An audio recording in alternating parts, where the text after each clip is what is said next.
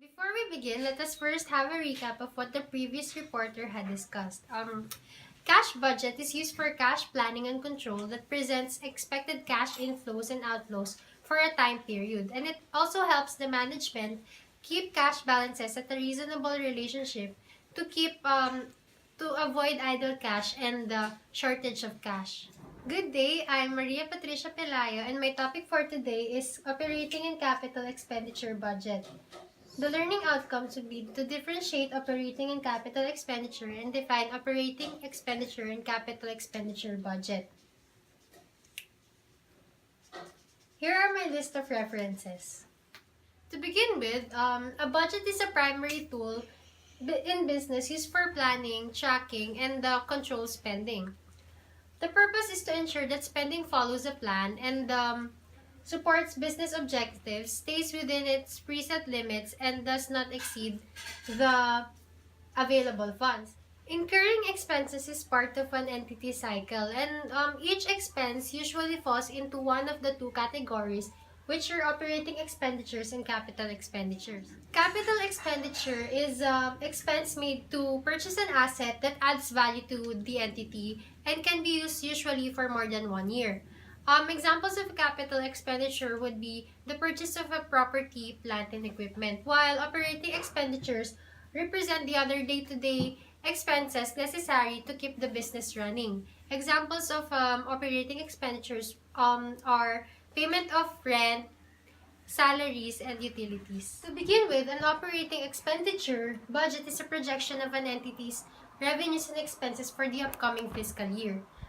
These budgets are a record of expected cash flows from the entity's buying and selling activities and their effects in the income statement. It should be reflected in the operating expenditure budget the changes in or adjustments in the prices of commodities and services. It is also important to take into consideration the time value of money and the effect of inflation. According to Dr. Casas, if there are no significant adjustments in the items, a 10% increase from the present will be integrated. The first part of the budget will show estimated revenues and operating expenses for a given year, or first year of the 5-year financial plan. The expected outcome or effects of implementing the plan on its first year will be integrated here. And here is an example of the projected operating expenditure of Ohana Trading Corporation from 2018 to 2022.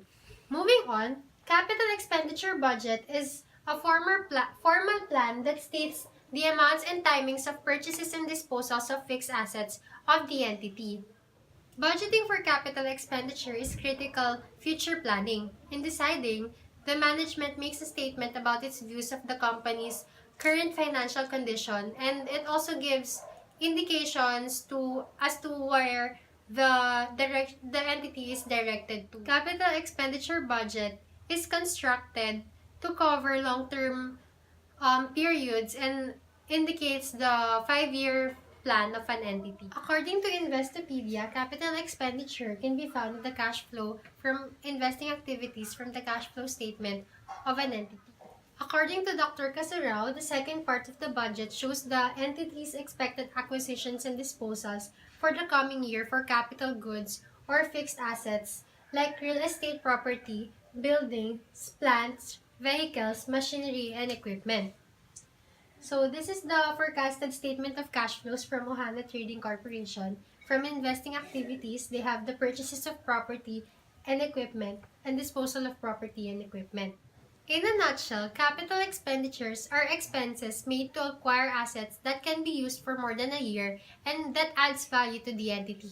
Examples are properties, plant, and equipment, while operating expenditures represent the other day-to-day expenses that is necessary to keep the business running. Examples are for the payment of rent, utilities, and salaries. An entity creates a budget for operational expenditures and capital expenditures for the upcoming years for an estimate of future cash inflows and outflows. That would be all. Thank you.